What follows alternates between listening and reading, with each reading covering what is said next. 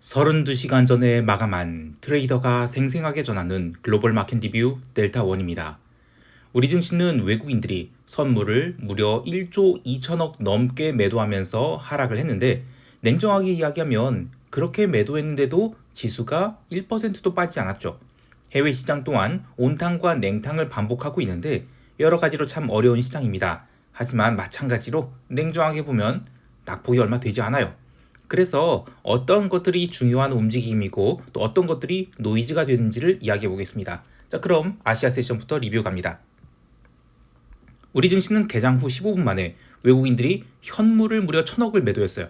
물론 그게 외국인이 현물 매도 일중 최대치이긴 하지만 일반 투자자들 입장에서는 15분에 1,000억 매도면 30분에 한 2,000억 때리겠네? 그러면 이거 만기 후폭풍 제대로 나오는 거 아닌가? 이런 걱정을 했을 것 같아요. 게다가 선물 시장에서도 외국인들이 30분 동안 선물 매도를 7,000억 넘게 하면서 야, 이거 오늘 시장 대하락 나오는 거 아닌가? 이런 걱정을 했을 텐데요. 오늘 선물 시장이 가장 큰 특징은 좀처럼 선물 미결제 약정이 증가하지 않았다는 것입니다. 즉, 외국인들이 1조 2천억 넘게 선물을 매도한 것이 기존에 끌고 오던 롱 포지션을 청산한 것이지 신규로 매도를 한 것은 아니라는 의미입니다. 또 하나 볼 것은 서두에 언급한 대로 외국인들이 그렇게 선물을 많이 팔았음에도 불구하고 선물이 하락폭은 채 마이너스 1%도 되지 않았다는 것인데요. 특히 옵션 만기일이었던 전일 그렇게 시장을 당겨놨다. 그러면 그 후 폭풍으로 다시 365선까지도 갈 수 있었는데 그러지 않았죠. 이것은 외국인들이 선물 매도가 질서 있는 매도였을 뿐 신규로 숏포지션을 공격적으로 잡은 것은 아니라고 보기 때문인데요.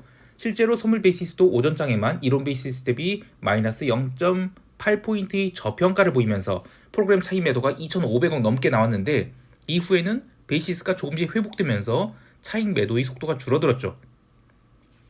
외국인들이 현물 매매도 마찬가지였습니다. 어제까지 강력한 현물 매수는 온데간데 없지만 그래도 주가 하락에도 불구하고 또 규모는 크게 줄었을지언정 외국인들이 현물 매수 1위, 4위, 2위 이게 다 삼성전자, 현대차, SK하이닉스예요.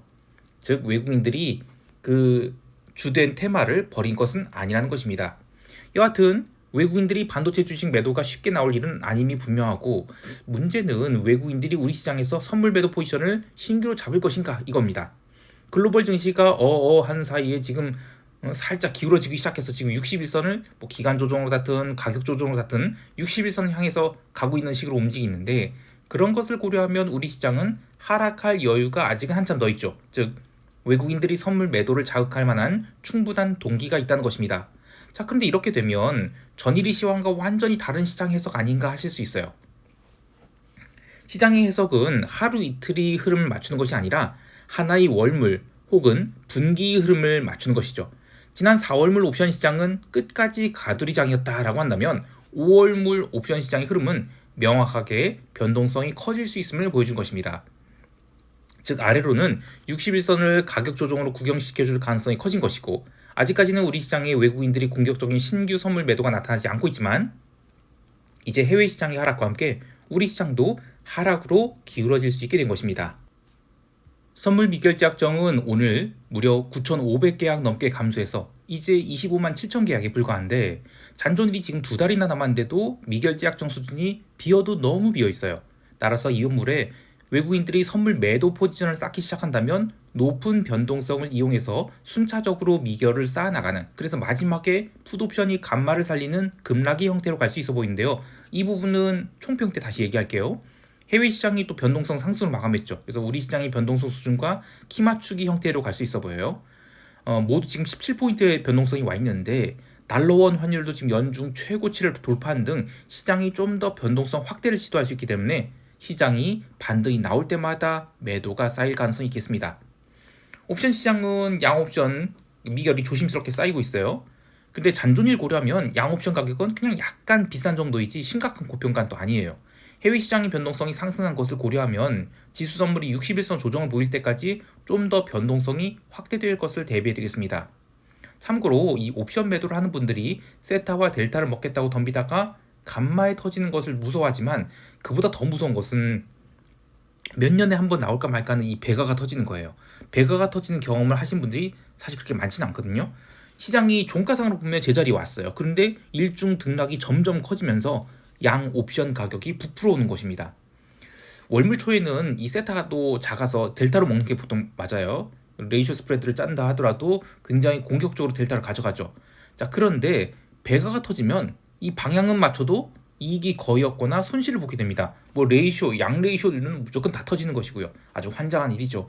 그래도 한번 배가가 터지고 나면 그다음부터는 또 돈 벌기 좋은 장이 와요. 그래서 시장이 61선 조정을 보일 때까지는 차라리 델타 플레이를 낮은 레버리지로 하는 게 낫다라고 보고 있어요. 긴장하시는 게 좋습니다.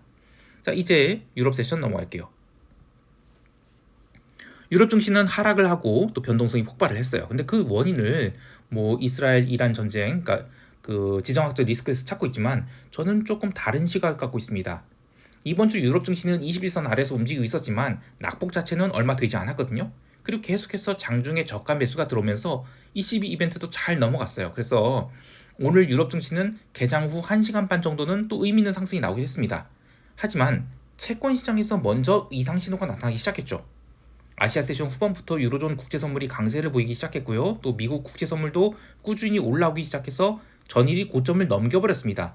뭐 이 채권 가격의 상승이라는 것은 뭐 어떻게 보면 뭐 안전자산 선호 그리고 전쟁 리스크 반영 뭐 이렇게 볼 수도 있지만 그런 상황에서 또 구리 가격도 급등하고 뭐 금 가격도 계속 상승했죠. 그래서 시장이 통제 불가능한 모습을 보이자 유럽 증시는 상승폭을 축소하기 시작했어요. 자, 그런데 여기가 핵심이에요. 뭐냐면 미국 세션 시작하기 한 3시간 전쯤에 이 프리마켓에서 웰스파고랑 JP모건이 실적 발표가 나왔어요. 근데 그때 미국 지수 선물이 본격적으로 하락합니다. 특히 저는 이 JP모건이 실적 발표가 굉장히 의미가 있다고 봐요. 이거는 좀 이따 또 얘기하겠지만 그러면서 시장이 이거 좀 쉬어갈 때가 온 것 같다. 그래서 그때부터 유럽 증시도 본격적인 하락하고 또 미국 지수 선물도 하락을 했어요. 그래서 미국 본장 개장 무렵에는 유럽 지수 선물이 주중 기록한 저가권에서 출발하거든요. 그리고 이후에 약간의 반등이 있었지만 그래도 유럽 증시는 종가 저가로 밀렸습니다. 자, 그런데 아까도 얘기했지만 이번 이스라엘 이란 충돌이 만약에 정말 심각한 위기다 그러면 유럽 증시는 마이너스 1% 운봉으로 그칠 일이 아니죠. 또 주말 리스크까지 반영해서 굉장히 강력한 한 2%는 하락이 나와야죠. 그런데 기껏해야 주봉으로 지금 2주 연속 하락밖에 안 돼요. 그리고 지난주가 1.8% 하락, 이번 주가 마이너스 1.5% 하락. 뭐 3%밖에 안 되는 하락이죠. 지난 10주 동안 연속 양봉이 나온 걸 감안하면 2주 연속 조정은 충분히 납득할 수 있는 건전한 조정이기 때문에 뭐 전쟁 리스크 발발했다고 호들갑 떨 일은 아니었다라고 보고 있습니다. 자, 다만 시장이 전체 흐름을 보면 몇 가지 고민되는 게 있어요. 자, 우선 채권 시장 얘기를 하면 지금 1분기 내내 채권 시장 눌렸다가 2분기 들어서도 채권 시장 좀처럼 반등 못하고 계속 처박히고 있죠. 그런데 미국의 금융주가 실적 발표를 했단 말이에요.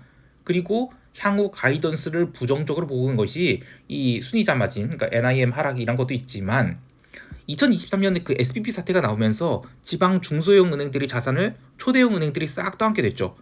자, 금리가 내려가면 이들 은행주들이 실적이 대박이 날 거라고 보고 은행주에 대한 과도한 롱배팅이 들어왔었다고 봐요. 근데 이거 보니까 정말로 하이어 포 올라온 거네. 계속 금리가 버티고 있네. 그러면 이렇게 떠하는 자산들이 부실화될 가능성도 생기겠다는 생각이 들어요. 그러면서 은행주가 부러졌다라고 생각합니다. 자, 근데 이것은 단지 은행주에만 국한된 문제가 아니라고 보죠. 저는 그 다음 주 월요일날 이 소매 판매가 발표돼요. 그런데 이 소매 판매가 흠집이 난다. 이러면 정말로 시장이 움직일 수 있다라고 봐요. 안 좋게. 그래서 일단 그 채권 시장이 뭐 전쟁 리스크 때문에 어쩌고저쩌고 해서 반등했다고 하지만 저는 채권이 계속 망가지는 거는 사람들이 불편하게 보고 있다. 이렇게 보고 생각하고 있습니다. 자, 두 번째는 통화 시장에서 비달러가 계속 박살나고 있는 것인데 오지달러는 또 마이너스 1.1% 정도 하락을 했고 그동안에 초강세를 이어가던 멕시코 페소화도 마이너스 1.2%나 빠졌죠. 비달러의 연속적인 약세를 단지 전쟁 리스크로만 볼 수 있는 것인가? 이게 좀 트레이더의 고민인데 왜냐하면 여전히 상품 시장은 강세를 보이기 때문이에요. 또 오늘 유로화가 마이너스 0.8% 빠졌는데 이것은 ECB가 6월에 페드와 독립적으로 금리 인하를 할 수 있다는 기대감이 반영된 것을 볼 수 있죠. 자, 그렇다면 이러한 달러 강세가 계속될 수 있을 것인가? 건데 전 전쟁 리스크로서의 달러 강세는 이미 약발을 다 했다고 봐요. 오히려 여기서 달러 반전이 좀 강력하게 나올 수 있지 않을까 이런 생각 드는데요. 기본적으로는 상품 시장의 강세가 아직 안 끝났다고 보기 때문이에요. 이것들을 한꺼번에 반영한 이벤트가 무엇이 될지 모르겠지만 여하튼 비달러 바스켓에 대한 롱 포지션을 꺾을 생각은 전혀 없습니다.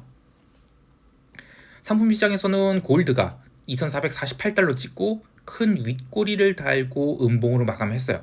이번 골드의 상승에 대해서 많은 분들이 의문을 갖고 있죠. ETF 설정에, 그러니까 순자산 가치는 계속 감소 중인데 현물 시장에서 대체 누가 매수를 하고 있는가?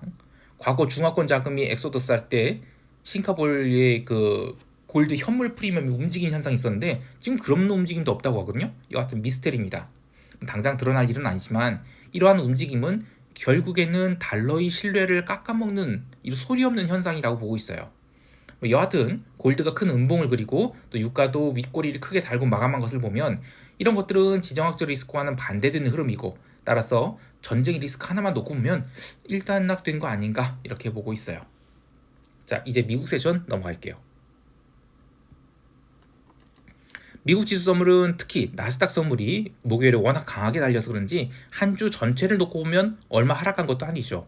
특히 나스닥 선물은 이미 엔비디아 등 기존 AI 내러티브가 묻은 종목들이 선조정을 받고 있었기 때문에 이평선도 제법 꼬여 있었고, 또 그러다가 이제 목요일에 애플이 급반등하면서 지수를 레벨업 시킬 수 있는 상황이기 때문에 JP모건 또는 은행주들 이슈, 그리고 뭐 유럽 증시 실망 매물 여러 가지가 겹치면서 지수 선물이 유럽 세션 내내 하락해서 이미 본장 개장 무렵에는 목요일 오후장에 상승한 부분만큼 다 돌려준 채 출발하게 됩니다. 그래서 나스닥 선물은 본장 개장하고 나서는 마이너스 1%도 하락하지 않았어요. 그렇다고 뭐 반등이 강하게 나온 것은 아니지만 시장은 중동발 리스크를 그닥 진지하게 생각하지 않았다라고 보고 있습니다.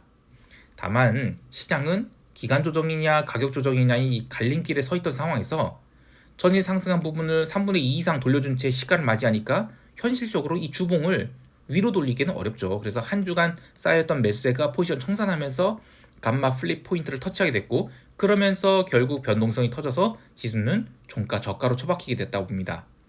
자, 그런데 그렇다고 해서 변동성이 대단히 많이 상승했냐? 그렇지 않아요. 이번에 15포인트대가 변동성 바닥일 수 있겠다라고 보고 5월물로 변동성 선물을 샀는데 고작 17포인트대로 올랐어요. 보통 변동성이 폭발하게 되면 한 20포인트대는 보여줘야죠. 그래서 아직은 변동성 폭발이 제대로 나오지 않았다라고 보고 있습니다. 또 변동성 선물 5월물은 아직 잔존이 많죠. 그래서 시장이 조정이 완전히 끝난 것이라 할 수 없는데, 변동성 자체가 레벨업이 된 것은, 그러니까 레벨업이 됐다면 지수가 알 수 없는 이유로 또는 굉장히 사소한 이유로 뭐 장대 양봉 하루 만들었다가 그 다음에는 죄다 뒤집는 장대 음봉을 반복하는 그런 널뛰기 장세가 시작될 수 있음을 보여줍니다. 개별 종목에서는 애플이 또 플러스 0.86% 상승하면서 지난 3월 중순이 고정권까지 올랐어요. 바닥에서 벌써 5% 넘는 그런 상승한 것인데, 근데 이제 베타가 높은 주식들, 이 반도체 주식이나 뭐 그동안 강세가 보였던 뭐 메타, 아마존, 마이크로소프트 이런 것들이 고점에서 굉장히 중요한 음봉을 맞았거든요. 근데 이런 흐름들은 뭔가 데자부가 아닌가요? 그 전형적인 포지션 리밸런싱 장세라고 할 수 있어요.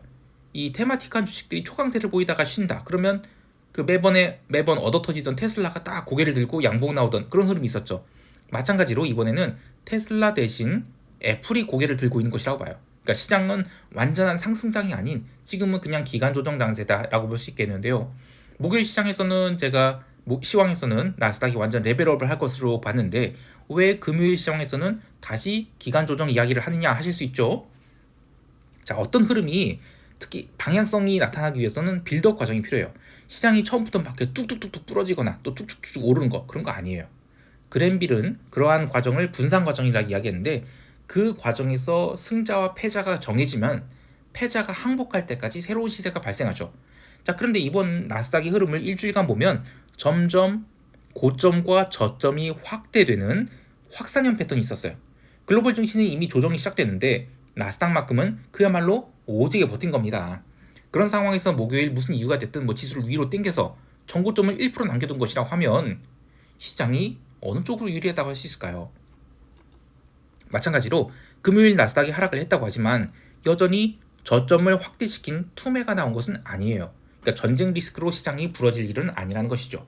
그래서 아직은 시장이 가격 조정이 아닌 기간 조정을 보이고 있을 가능성을 높게 보고 있습니다. 나스닥 숏포지션을 청산한 시점 또한 최고점이 아닌 중요한 전환점에서 청산한지라 손실이 크지도 않죠. 지금은 아직 시장이 빌드업을 하고 있는 단계라고 봐요. 대신 그래도 확률적으로 어떤 것이 유리할지를 보고 변동성 선물을, 그것도 5월물로 매수를 한 것입니다. 개별 종목 이야기를 더하면 JP모건이 마이너스 6.47% 급락을 맞으면서 한 번에 61선으로 보내버렸죠. 근데 함께 실적 발표를 한 웰스파고는 생각보다 덜 하락을 했어요.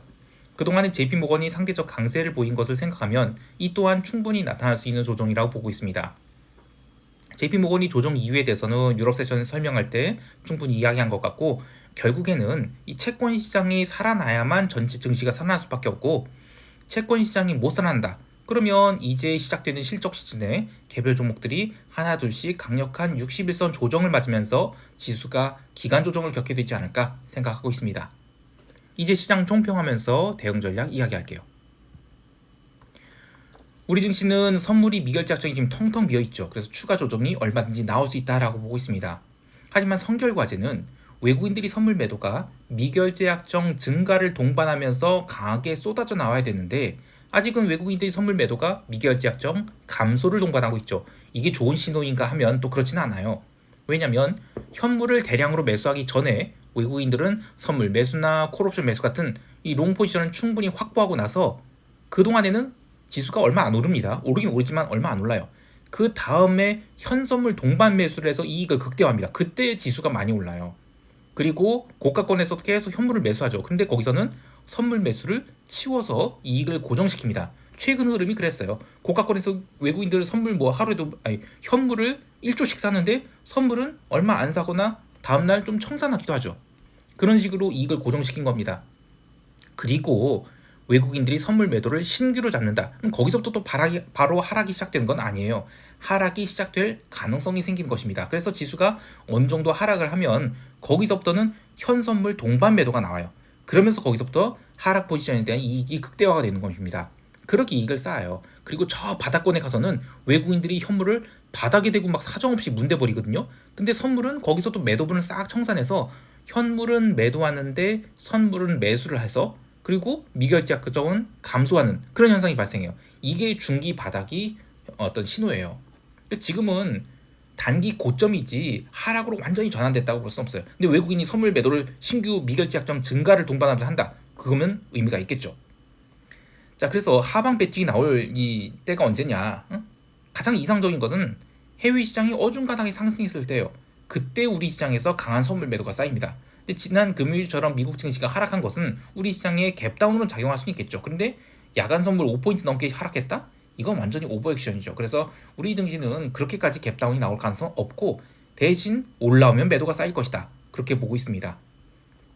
물론 5월물 전체를 놓고 보면 저는 61선 조정의 가능성이 훨씬 높다고 봐요. 또 해외 시장의 변동성 상승도 무시할 수 없는 흐름이죠.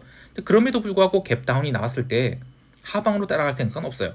변동성이 커진 만큼 이 좋은 가격에서 포지션 잡을 기회를 잡는 것이 굉장히 중요하다고 봐요. 금일 장중 흐름도 마찬가지인 게, 초반 30분 동안은 강한 하락을 줬는데 이후 거의 약보합권까지 꾸준히 반등했죠. 그래서 초반에 숏을 잡았던 투자자들이 손절매가 나오기도 했어요. 이 변동성이 상승한 것에 맞는 그런 트레이딩 하는 게 좋겠습니다. 해외 시장도 마찬가지예요. 시장이 추가 하락을 할 가능성 염두에 두고 있지만, 급락 조정보다는 기간 조정 아니면 점진적인 그런 조정, 그런 가능성은 더 두고 있어요. 그래서 비달러 바스켓에 대한 롱 포지션은 오히려 추가를 할 생각을 하고 있고, 나스닥 숏은 생각하지 않고 있습니다. 근데 오지달러 매수를 할 것이냐, 오지달러를 추가 매수할 것이냐, 엔화를 매수할 것이냐, 이거는 아직 고민하고 있어요. 근데 기본적으로 상품 시장 랠리는 안 끝났다고 보기 때문에 오지달러 매수를 베타가 크더라도 그걸 할 생각이고요. 또 변동성 매수가 있는데 이걸 또 언제 잘 털 것인가, 이것도 고민입니다. 그래서 저는 전쟁 리스크는 핵심 고려사항이 아니다라고 보고, 여전히 인플레이션이 주된 고민이라고 보고요. 그래서 상품 시장 강세, 비달러 바스켓 바닥 형성, 요거를 중요한 타이밍으로 보고 있습니다. 오늘도 성투자하시길 바라고요. 이상 델타원이었습니다. 감사합니다.